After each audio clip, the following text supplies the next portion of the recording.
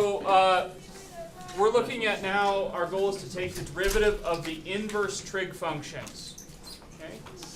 This is a good place to go to because we're also going to develop a theory for finding the derivatives of inverse functions in general, and specifically we'll look at the inverse trig functions. Okay? So to do that, I'd like to review what we mean by inverse functions. To do that, we need to go all the way back to college algebra and say what it means for a function to be one-to-one. So a function, was that locked? No. No, okay. A function is said to be one-to-one if whenever f of x1 equals f of x2, x1 equals x2. That's not that is the correct definition. That's the direct definition that math people give, but I don't find that definition very intuitive. So I'd rather say it like this. In simpler terms, a function is one-to-one if different inputs always yield different outputs.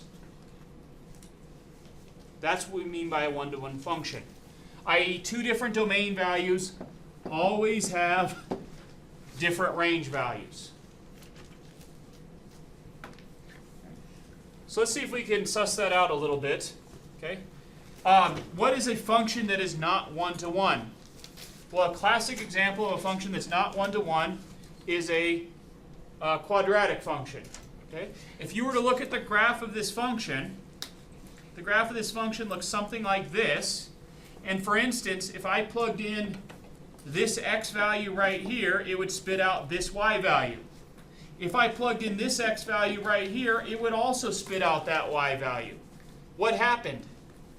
Go to the definition. Two different x values had the same y value. So this function is not one-to-one.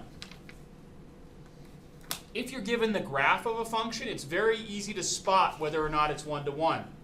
Okay? So this function right here is not one-to-one because for some portions, different domain values would give the same range value. What we would say is that this function fails the horizontal line test. Careful, not the vertical line test. The vertical line test was just trying to determine whether or not we're dealing with a function. That's all we study in this class, are functions. The horizontal line test is what we do to check to see if we're dealing with a one-to-one function. Okay? So this function is not one-to-one. Okay? An easy way to see that is if I plugged in a 3 into this function, what does it spit out? It spits out, I don't know, maybe -7. What happens if I plug in -3 into this function? It also spits out a -7 because that squared does the same thing to both the positive and the negative value. So this is not a one-to-one function because I found at least one instance where two different domain values gave the same range value. Okay? What other function up here is not one-to-one? The sine function. Okay? The sine function is very not one-to-one. If you look at its graph, it's cyclic, it's periodic, which means it's kind of like infinitely not one-to-one, right? So for any range value that's in its range, you can find as many x values that will give you that y value. So it's certainly not one-to-one. Is there a question? Oh, okay. The other two functions up here are one-to-one. Okay. We could talk about this more, but we're not going to. All right. So we now, because the goal of this section is to talk about inverse functions. Not all functions have an inverse. Okay? Not all mathematical operations can be undone. Okay? For instance, if you think about the real world, here's a function that can be undone. In the morning going to work, I put on my sock, and then I put on my shoe. Is it possible to undo that process? Yes. How would I do that? I would first take off my shoe, and then I would take off my sock. There is a way to undo that. Okay? But there are certain things in the real world that can't be undone, and you can come up with a silly analogy, like, I don't know, breaking a vase or something like that. Vase. Says vase. All right? So yeah. So anyway, the same is true with mathematical functions. The only functions that have inverses are the one-to-one functions. So that's why we had to bring in that vocabulary word. So we can always construct an inverse function by doing this if it's one-to-one. Suppose you have the ordered pair a comma b for the function. Then what should be the corresponding ordered pair on its inverse? The ordered pair b comma a should be the corresponding ordered pair. And just define a function that does that. Okay? So, for example, if we look at this one-to-one, we can always do this provided it is one-to-one. Let's look at f here. Let's look at f here. F is a one-to-one function. Do you believe me? No? Oh, wait. Yes. Okay, what is the graph of this? That's all right. That's all right, be X skeptical. squared. That's all right, be skeptical. There's the graph of 2 to the x. Okay? This function does pass the horizontal line test. It is a one-to-one function. Okay? We use its one-to-one properties all the time, actually. Okay? But anyway, if I asked you to find f of 0, what is f of 0? Help me out, folks. 1, It's 1. What is f of 1? 2, It's 2. What is f of 2? 4, What is f of 3? 8. Great. Everyone see where I got those? Okay. So since this is a one-to-one function, does it have an inverse? Yes. Yes on both accounts. Okay. So how would we define its inverse? We would define its inverse to be the function that when you plug in 1, it spits out a what? This is the key. This is the crux of it. When you plug in a 1, it spits out a 0. When you plug in a 2, it spits out a 1. When you plug in a 4, it spits out a 2. And when you plug in an 8, it spits out a 3. What function does that, folks? What function? Well, I don't know. Let's give it a name. Okay. We're not very clever. I don't know, let's call it the log base 2 of x. Okay, so what is the log base 2 of x? It is the function that undoes 2 to the x. That's how it's defined. Okay? So these logarithms aren't mysteries, they're just undoing functions. Okay? They're inverse functions of your exponentials. If you can understand the exponential, do it backwards, and you've got a logarithm. Okay? All right.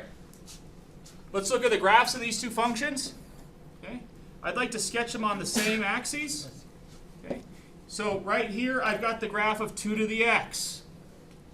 Okay? What do we know about the 2 to the x function? Well, like all other exponential functions, what ordered pair does it pass through? 0, 1. It passes through the ordered pair 0, 1. 0, 6. Okay. Similarly, not similarly, also, we have a horizontal asymptote where on this function? 0. Y equals 0, right? Y equals 0 is a horizontal asymptote. Okay. Well, here it is, folks. Here's the property of a function and its inverse when you look at them graphically. They are symmetric about the line y equals x. Okay? So that means that the graph of this function's inverse, you have to take, what I imagine doing is if this was a sheet of paper folded along the dotted line, and that's where you get your inverse. So where would that inverse show up? It would show up right here. So who is this function right here? This is a function log base 2 of x. Okay. there's some nice properties here. What is this ordered pair right here? 1, 0. This is the ordered pair 1, 0. That's related to this fact, right? Domain, range, flip-flop. That's what an inverse is. Okay. By the way, we always say anything to the 0th power is 1.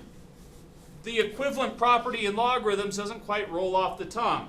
Log base anything of 1 is 0. Okay. Notice that the 2 to the x function had that horizontal asymptote at y equals 0. The log function has a vertical asymptote at x equals 0. Okay. What is the domain of 2 to the x? 2 to the x, its domain. Domain goes from what to what? I think I can plug any number into the 2 to the x function. What types of values do I get out, Karina? What types of values do I get out? Oh, it's 0 to We get out values from 0 to infinity. There's the range. What is the domain of the log base 2 of x? 0 to infinity. Is 0 to infinity. What is the range? Look at the graph. What's the range? Negative infinity. With more enthusiasm, please.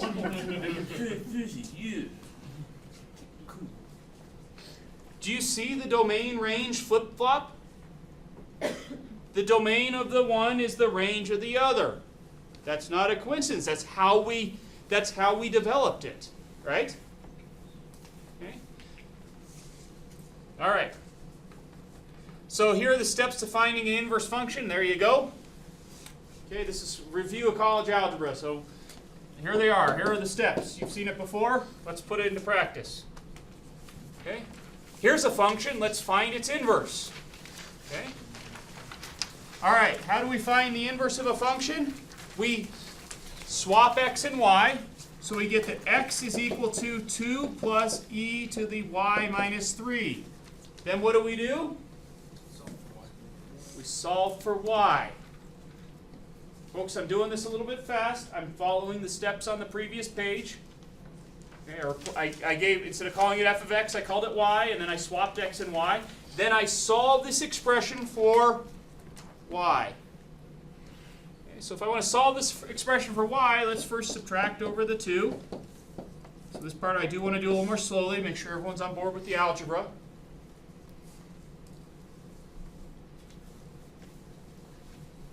Who am I trying to solve for? 1. Y. Where is y? It's in the exponent. How do I separate an exponent from its base?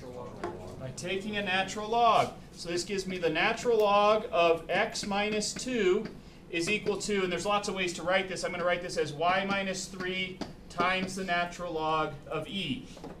There are other ways to have thought about what I just did, but this is one way. I took the natural log of both sides.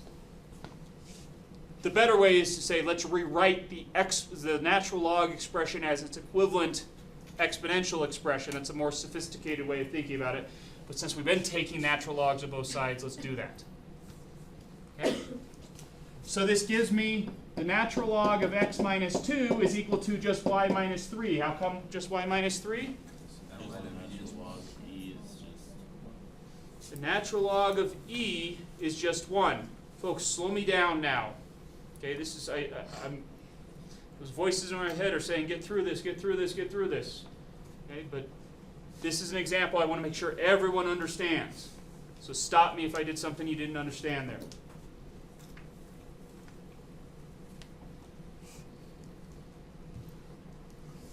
Okay?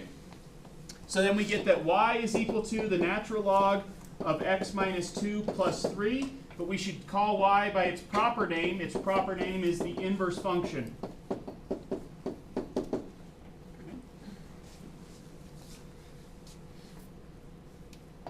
This next question is kind of a nice little exercise.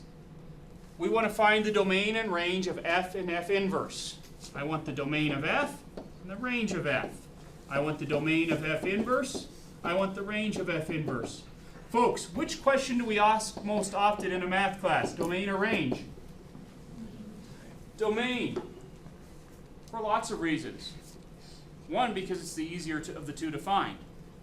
So what's the domain of my original function here? What can I plug in for x in f? All real numbers. Yeah. All real numbers, right? Okay. So what other piece of the puzzle do we automatically already know? The inverse range is all real numbers. Everyone hear that?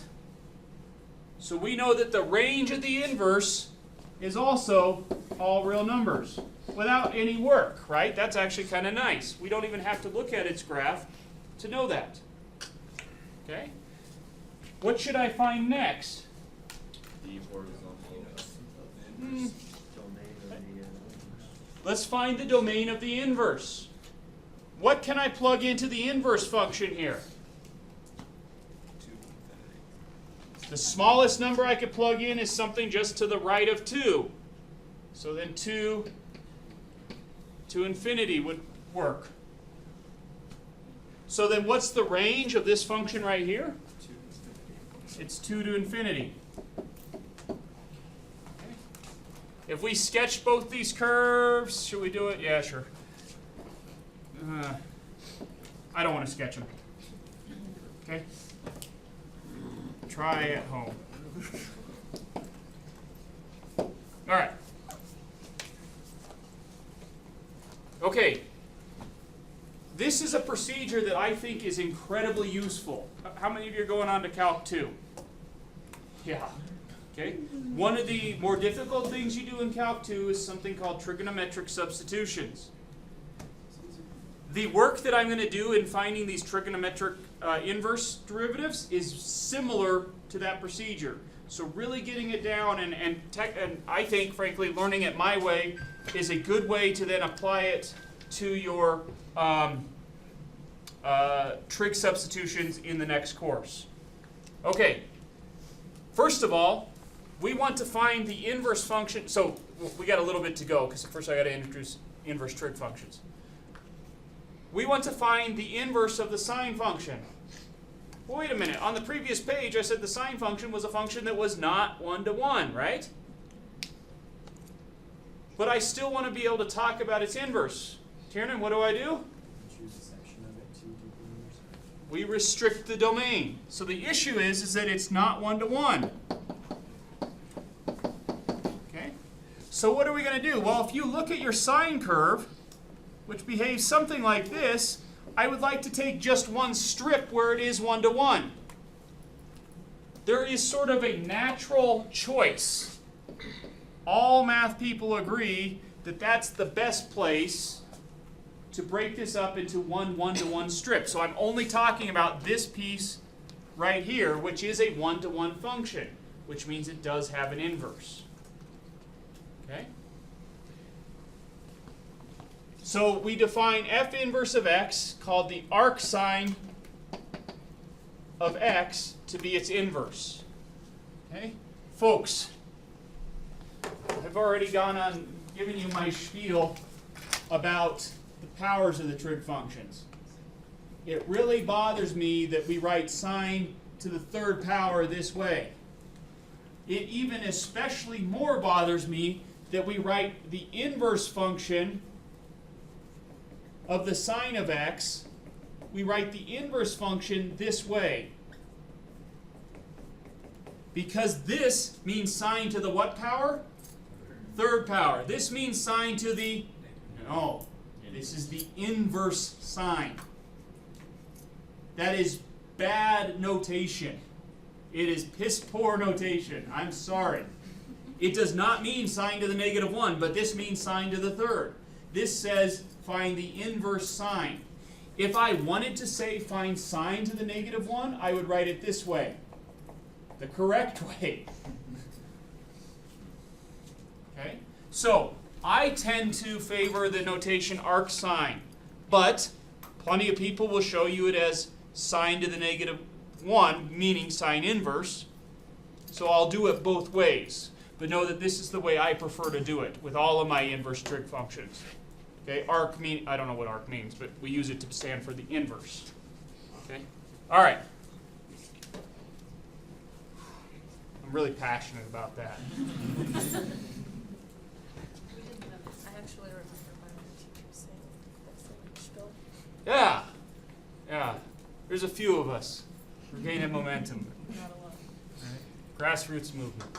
All right. Give the domain of this function now f. Its domain will go from minus pi over 2 to pi over 2, where f is the sine function, but not the restricted sine function, right? Correct. Okay. What's the range of this function? This we will get from the graph because you're very comfortable with this trig function. It goes from -1 to 1. Okay? So what is the domain of the arc sine function? Okay. And what is the range of the arc sine function? Pi over 2. Okay?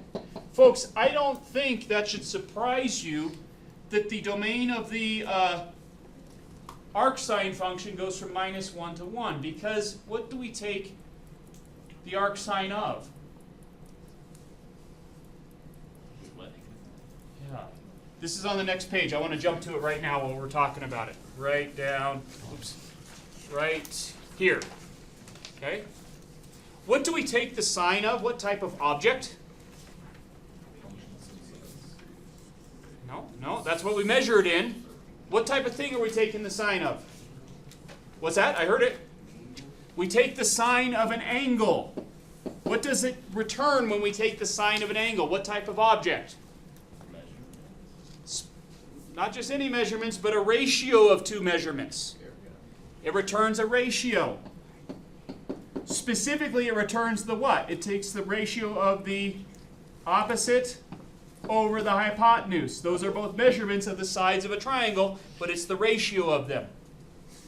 Okay? So this is incredibly important to keep track of, folks. You take the sine of an angle, it returns a ratio. So then what would we take the arc sine of? A ratio of what? The opposite over the hypotenuse. And we expect it to return an angle. Keep that in mind, because it's gonna. If you keep that in mind, it helps you keep your ducks in a row. Okay. So back to the previous page. Does it surprise you that the domain of the arc sine goes from -1 to 1? Because what is it? These are the ratios of the sides of a triangle. And what is the longest side on a triangle? Hypotenuse, and that's in the denominator. If my fraction came out to be something bigger than 1, that would correspond to the leg of the triangle being longer than the hypotenuse. So it makes sense that the domain is restricted from -1 to 1. Think about that. Okay? All right, so here's the graphs of the two curves that we take. That's not quite right. We take the sine function going from here to here.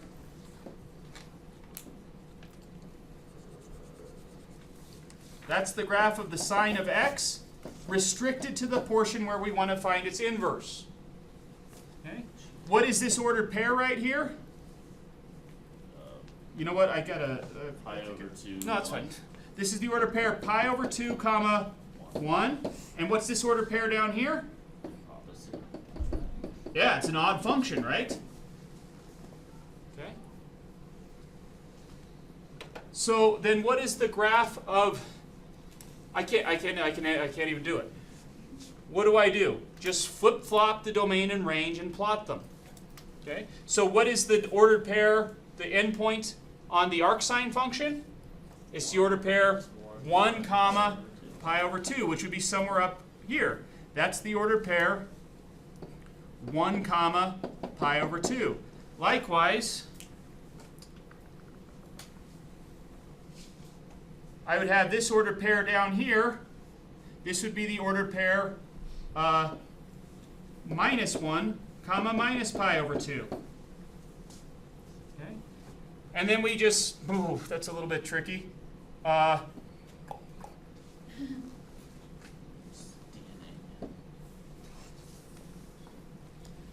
I once put something like that up on the board and somebody said, oh, that's pretty. Of course it is. Of course it is. Because why? There's a natural symmetry there, right? This is symmetric about the line y equals x, and in art, one of the tenets of art is that you have symmetry. So of course it's pretty. All right.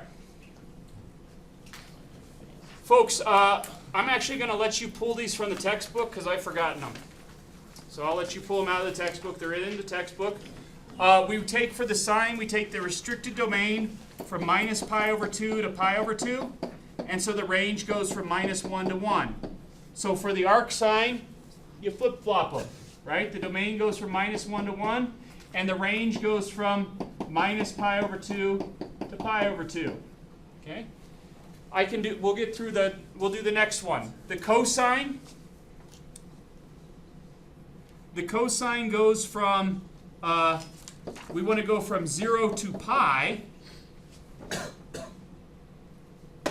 for our domain. Our range will be minus 1 to 1. And so for the arc cosine, what's our domain? That makes sense. And then what's the range? From 0 to pi.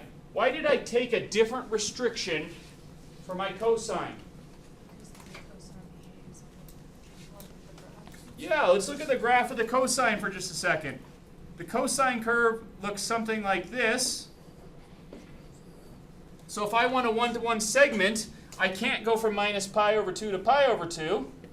Instead, the natural choice is to go from 0 to pi. That's the natural choice for a one-to-one segment. Okay. For the tangent, well, what does our tangent curve look like? Our tangent curve looks like segments of this, right? So if I want one one-to-one segment, I'll just take one period of the tangent curve. So I will go from minus pi over 2, careful, can I include that endpoint? Why not? Because that's where it's undefined at those asymptotes. Okay? And the range goes from minus infinity to infinity. Okay? For the arctan, then what's the domain of the arctan? This is an extremely useful inverse function because its domain is what? Negative infinity to infinity. And so then its range would be minus pi over 2 to pi over 2. Okay? Folks, these are the only ones I can remember. I will let you look up the rest in your book. You should do so. Okay? Now, there's one issue here with the secant. Different books for the secant and cosecant, different math books will take different one-to-one sections when they define it. Okay? And the book I learned calculus from took this segment of the secant to be a one-to-one segment. I don't even remember what our book does. I'll let you look it up. It's different. Okay? So do be careful with that, and that will be especially important in Calc 2 because you need to know where you're defining your substitutions on. Okay? I am going to use this when I get to the derivation of the derivative for the arc sine. I get the same answer as the book, but I'm able to use some different techniques because this is what I've selected. Okay? All right. All right. Let's do some practice here. Okay? The trick with working with the inverse functions is knowing when to be careful and when you can just proceed recklessly. Okay? My guess is that if you can't tell where to be careful, just always be careful. Okay? I am looking for a what? What type of object am I looking for? I'm looking for the angle that when I take its sine, it gives me minus the square root of 3 over 2. So let's see here. Well, I don't know. Okay, where do I get minus square root of 3 over 2? Well, let's see. That's up a lot. Nope, that's not up a lot. Sorry, that's down a lot, minus. So where is that? That's down here. What angle is that? 5. This is 5 pi over 3. That is true. 315 degrees. But what is the output, or what is the restricted the domain? We want to be somewhere between minus pi over 2 and pi over 2, right? That's what it's supposed to output. So although this is the principal angle of 5 pi over 3, which one do we have to use? Negative pi over 3. Negative pi over 3. Oh, you got to be careful sometimes. Okay? So we get the inverse sine of minus the square root of 3 over 2 is equal to minus pi over 3. Okay? Arctangent of 1. Yeah. Okay? Well, I don't know. Arctangent of 1 says, well, this is a what? A ratio or an angle? This is a ratio, and we want to find an angle whose ratio is 1. Okay? There's lots of places where the tangent gives you 1. At pi over 4, at 5 pi over 4, many places. But of those, which one is in the restricted domain? Only pi over 4. Okay? By the way, folks, when I said I couldn't remember all the rest, these are the important ones to know. Okay? These are the important ones to know. So I'm not saying that knowing these domains is unimportant. These are the ones you use all the time. Yeah, Kevin. So based on what you showed right there for secant, Yes. wouldn't it essentially just be the same as what cosine is, because you're looking at just half segments? Well, there's a gap in it though. It goes from 0 to pi over 2, and then pi over 2. Excuse me. It goes from 0 to pi over 2, and then pi over 2 to pi. But there's a gap at pi, or at pi over 2. So there's it's not a single domain. Right. Okay. Interval, connected interval. Okay. Now, so depending on what you pick for your domain of the arc secant, you can get different answers. But for some of them, you would agree on it. So I know that when our book picks it, it does take this segment, and then I believe it takes also, I don't know. I think it takes this segment down here, of all places. And he has a good reason for it. They both have reasons. Okay? There's justifications to either one.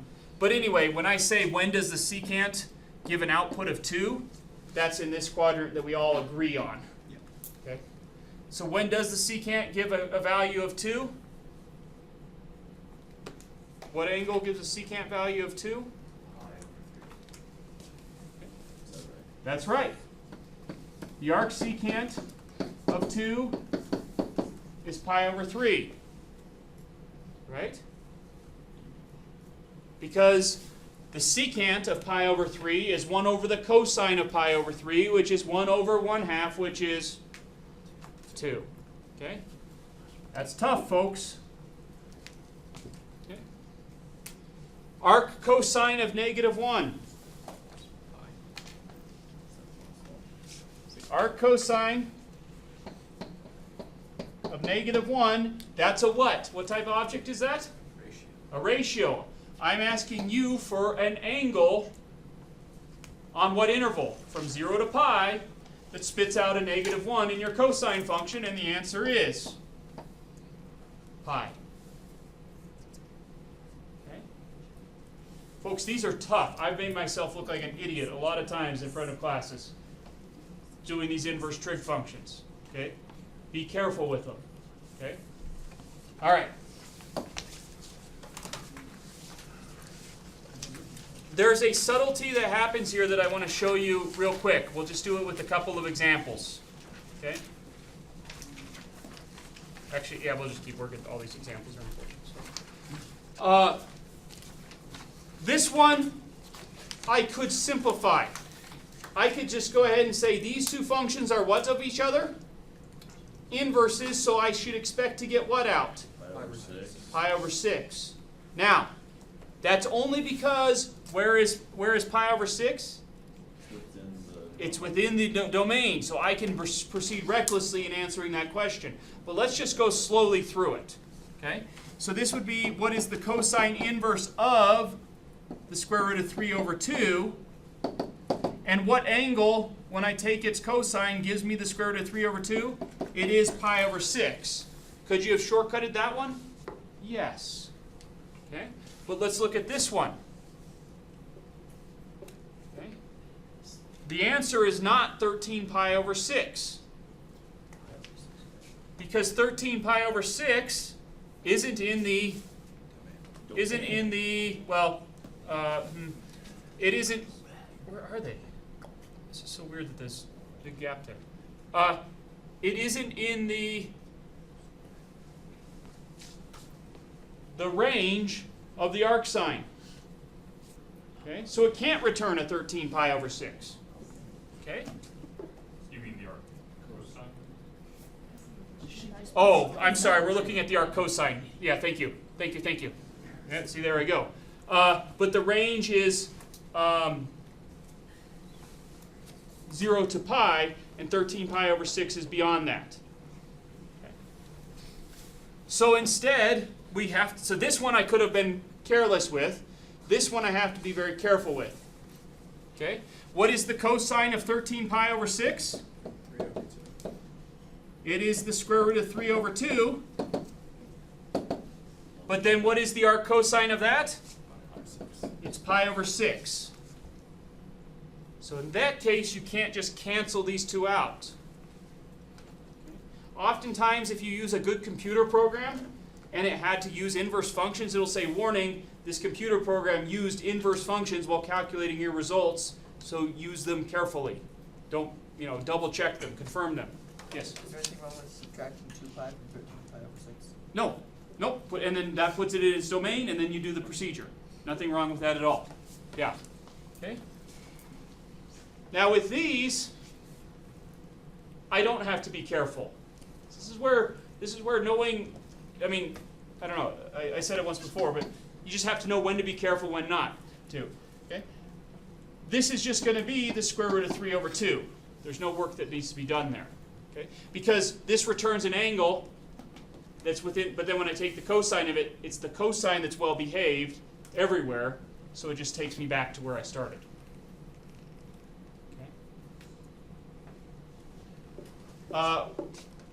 What is the arc cosine of the square root of 2 over 2?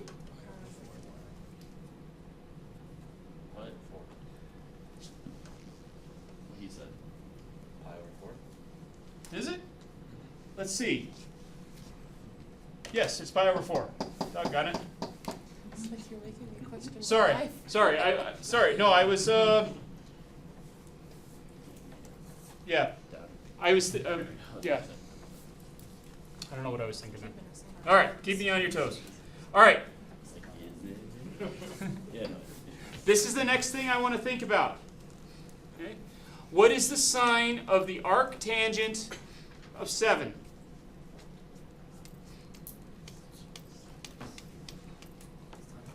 It is something.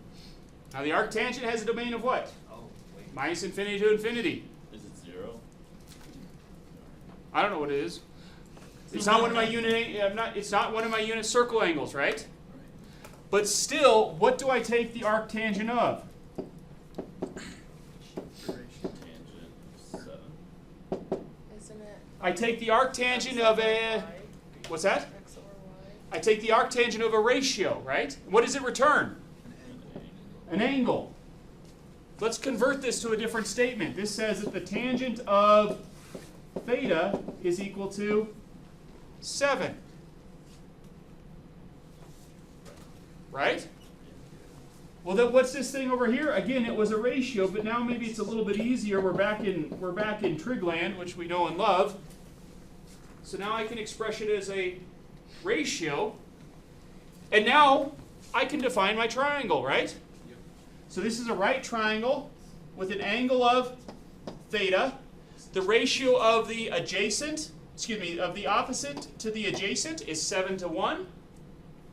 And I can now find any missing piece on that triangle, including the hypotenuse, which is the square root of 50. Right? No. How do we get there? We use the Pythagorean theorem that says take the square root of 1 squared plus 7 squared, which is 49 plus 1, which is 50. That's the square root of 50, right?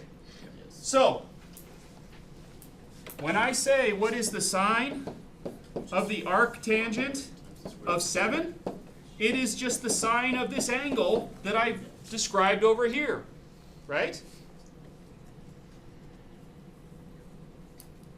What's the sine of an angle? It's a ratio. It's the ratio of the opposite over the hypotenuse. So even though I know nothing about this special angle, I can still, or this particular angle, these aren't my unit circle values, I could still find the sine of this angle this way. Okay? This technique is one we're going to keep going with. This is a technique that I think you should get good at. Okay? So here we go. We want to take the derivative of the arc sine function. Okay? I will test you on one of the arc functions derivatives, and you will have to prove it. You can't use any shortcuts. So you'll have to do this procedure. Okay? And I think it's worth your time to get really good at it because, as I said, it is a huge part of the difficulties that occur in Calc 2. All right. I'm going to go ahead and say that y is equal to the arc sine of x. Okay. I would like to take y's derivative, right? But I don't know this rule. So this is our standard technique. We've already used it once.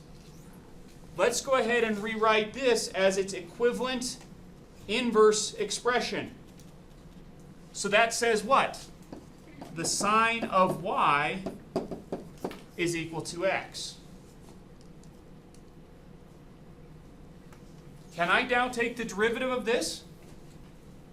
Yes, using the technique of, everyone say implicit differentiation.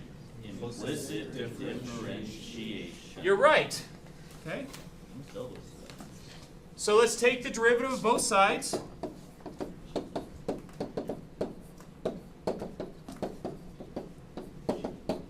Okay. You do the left side, I'll do the right. It's funny. This says the cosine of y times y prime. Careful, that y is inside the cosine, the y prime isn't. Right? Okay? Folks, this isn't so bad. You're going to like this problem on your test.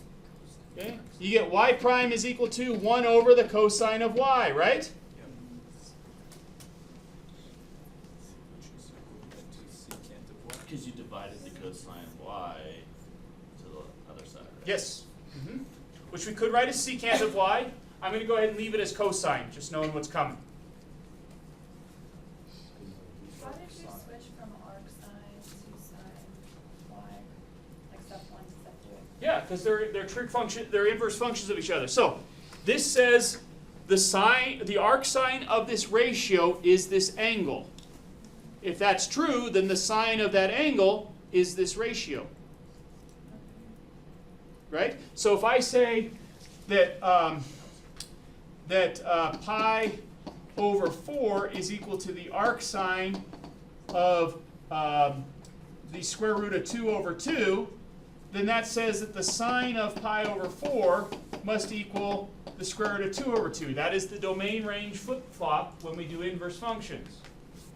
Okay? That's true, though, not only for this, but for any x and y chosen. Yeah, great question. Okay, everyone okay with that? Yes. Okay. So then, once I did that, once I got from here to here, I implicitly derived. We get this expression here, and I've just solved for y prime. This should all be feeling a little bit more comfortable. Okay? Now, I would now like to go ahead and put in a y here. Okay? But I don't want to worry about simplifying the cosine of the arcsine of x. You could do that. It's not bad. This is how I choose to do it. Okay? Let's return to this statement right here. Okay? When you did this problem on your own, at some point you'll get stuck. When you get stuck, you've taken it as far as you can, you draw a triangle, and that'll get you unstuck. Okay? This can be rewritten as this triangle right here. X, 2, 1. Right? If the sine of y is equal to x, then there's the corresponding right triangle. There's a corresponding right triangle. And then who do we get to use to solve it? This triangle. Our old buddy Pythagoras, right? So this gives us the square root of what? 1 minus x squared for that missing side of the triangle. Are we okay with that? Did I do that too quickly? Please stop me if I did. Just give me a little or thumbs down or something. Okay, everyone see how I found that? So now what am I asking you to find? I'm asking you to find the cosine of y. What is the cosine of this angle? It is the square root of 1 minus x squared all over 1. It is the opposite over the hypotenuse. Thank you. Jason over hypotenuse, whoever corrected me. Thank you. So we get y prime equals, this would just be the square root of 1 minus x squared over 1. That is my adjacent over hypotenuse. But of course we don't need that over 1, and so we get the derivative of the arc sine is 1 over the square root of 1 minus x squared.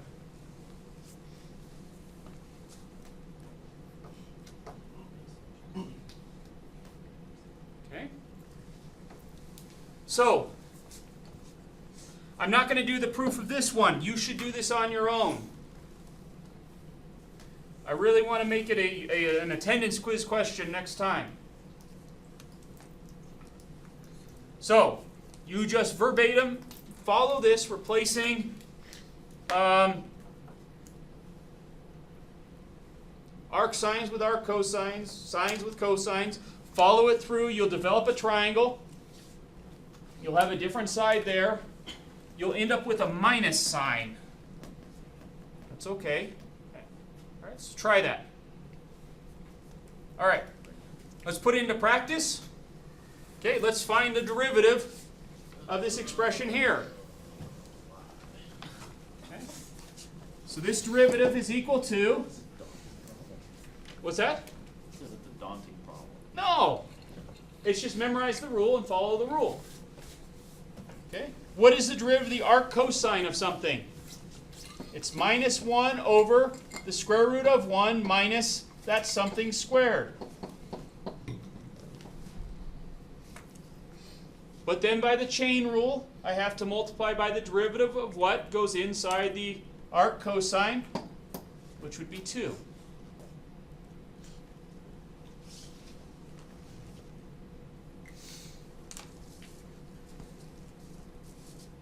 I'm getting some looks. It's okay, let's talk about it. Okay, so this is a rule. You need to learn this rule. Okay? So what is the derivative of an arc cosine of an expression? It's minus 1 over the square root of 1 minus that expression squared. So that's a consistent rule. The arc. Yes, yeah. So these, so derivative yes. of arc cosine x is always negative 1 over root 1 minus x squared. And the derivative of the arc sine is always this. So these are now 2 new rules that you're putting into your list of rules that you need to know. Yeah. Okay. So we're not going to build this one from scratch. No, we're not going to draw triangles to answer this question. It'd be way too hard. Okay. But we do have these 2 inverse trig function derivative rules now. So here's the derivative of the first. Okay. What do I have to do for the second? got to do a product rule. So this is plus. Wouldn't that be minus? Yep. Minus. Okay. So now we're going to take the derivative of this product right here. I've got a first and I've got a second. Okay. So here we go. Here is my first. Times the derivative of the second. That's what we just learned how to do. What is the derivative of the arc sine? It's 1 over the square root of 1 minus the argument squared. But the argument was more complicated than just an x, so we got to multiply by the derivative of that argument, so we multiply by a 3. By the chain rule. So that was my first, d second, plus, well, this would be minus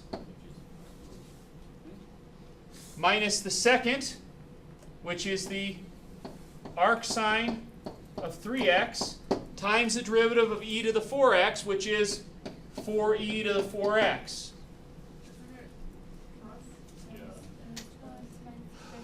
Yeah, so I wanted to put the plus here and then carry this along with the minus.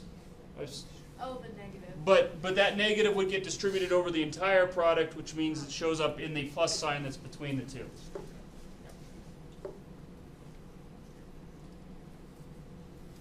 Okay, folks, right here was a little tiny chain rule, teeny tiny chain rule, right? The derivative of e to the 4x is 4e to the 4x. And I don't even think about it as a chain rule anymore. I just put the 4 in front. But it is a chain rule. Okay. What's that? Yep. That's all right. All right.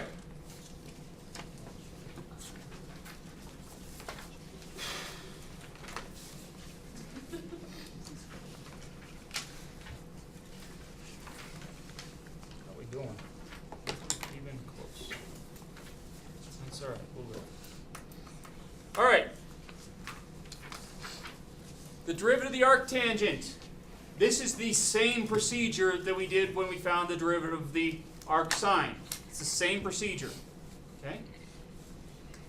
So, here we go. We let y equal the arc tangent of x.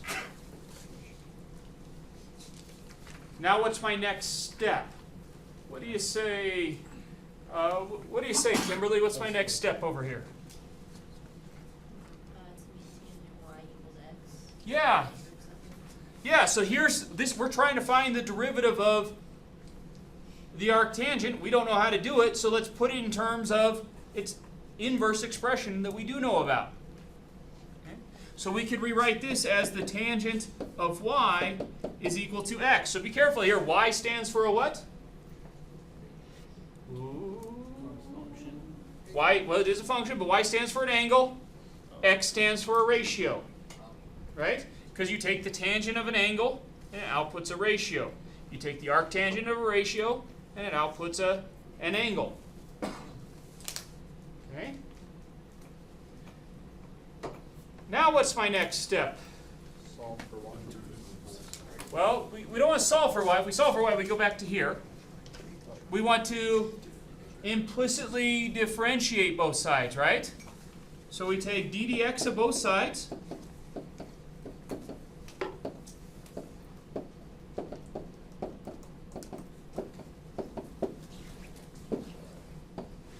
Doing so gives me the secant squared of y is equal, secant squared of y times y prime, that's equal to what? 1. So I get that y prime is equal to 1 over the secant squared of y. I could clean it up. I could call that the cosine squared of y. Okay. But I found that it's actually best to just leave it here. At some point, though, I want to replace this with an expression involving x. I'm trying. I'm stuck. What do? draw the triangle. Here it is. Okay, with this angle y. Okay? And we know that the tangent of the angle y is x. What is tangent? It is the ratio of opposite over adjacent. What can we solve for? The hypotenuse. And we get that the hypotenuse is x squared plus 1, or 1 plus x squared. You see it show up either way. Okay? So what is the secant of this?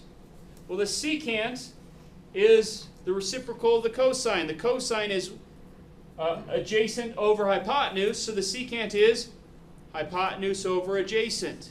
So the secant, since the adjacent's just 1, the secant is just this root expression. And then it is squared. Okay?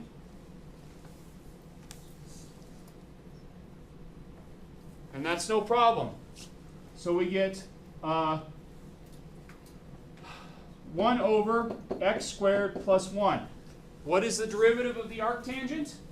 It's 1 over x squared plus 1. That's an easy one to forget too, folks. Okay?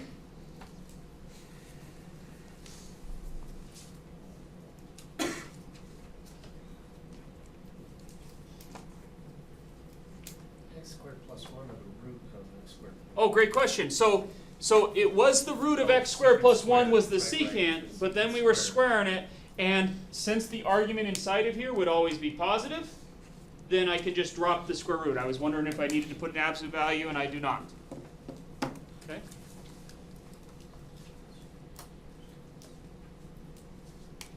Okay? Let's keep going. Here's a function. Let's find its derivative using all of these inverse trig rules. Okay? Alrighty. So we get f prime of x is equal to 1 over 1 minus, oops, the square root of 1 minus, parentheses, x cubed plus 2x squared times 3x squared plus 2 by the chain rule. Okay, take a second, look at that, and make sure that makes sense.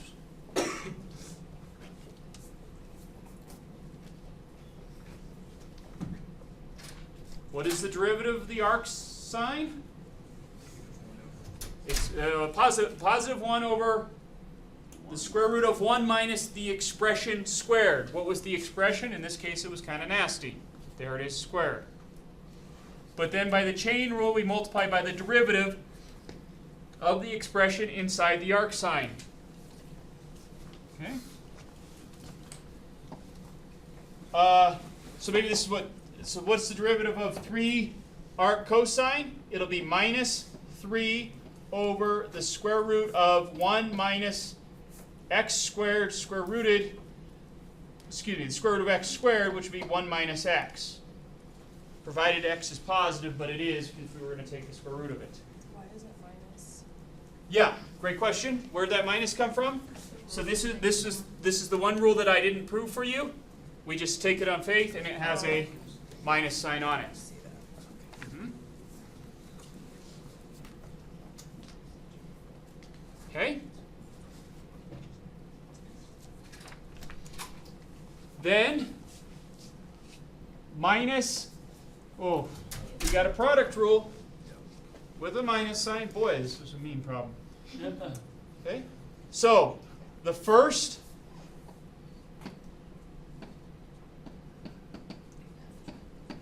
times the derivative of the second. Can I do that? Are you guys okay with me just putting it right over x? Aren't you missing multiplying the negative 3 times the square root of the derivative of the square root of x? Yeah. Folks, let me take this and put this on another page. Yes, yes, yes.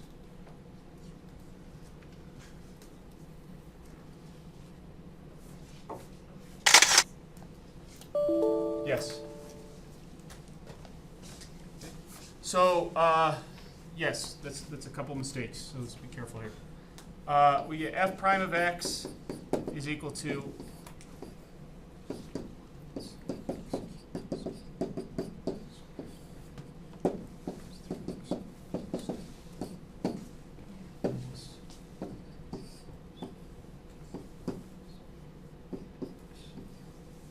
times. So did everyone catch what I missed here?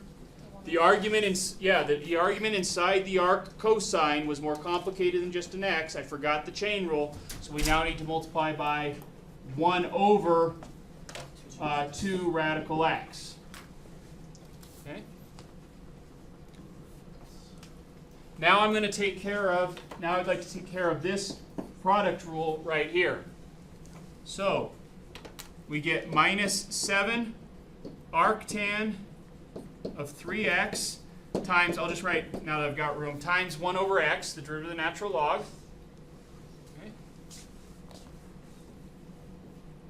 Normally it's plus, but this minus sign makes it minus 7 times the natural log of x times, or all over 1 plus 3x squared times 3.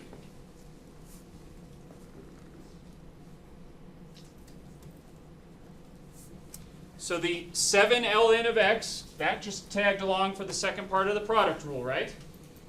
And then what is the derivative of the arctangent?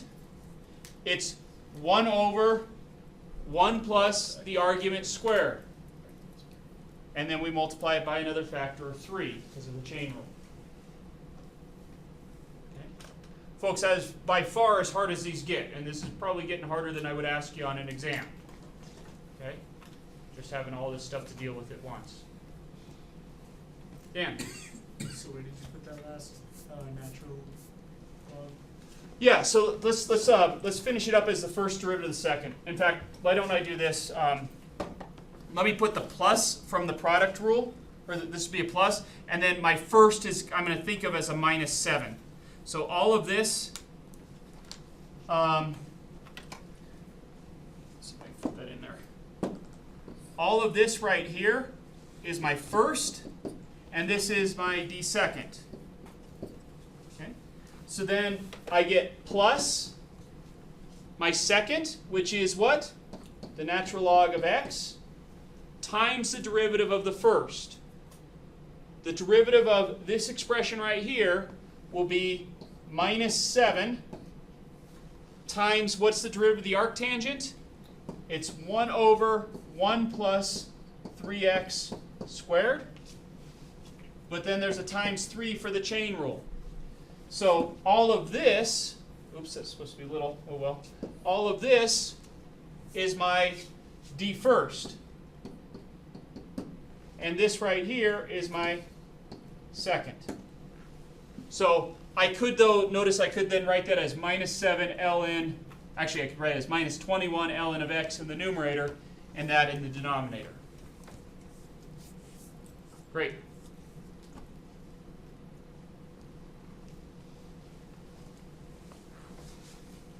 Questions on that, folks?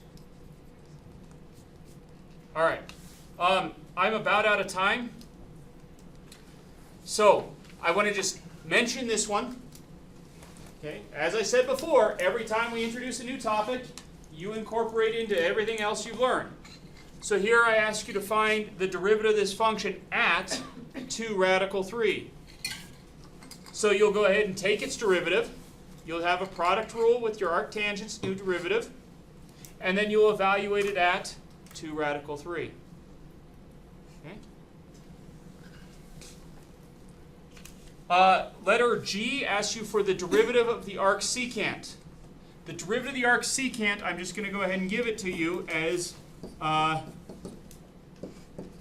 this is not one that I would ask you to do on the test because the work is different depending on whether you use the author's definition of the domain or my definition.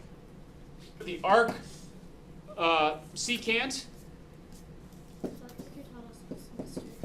Thank you.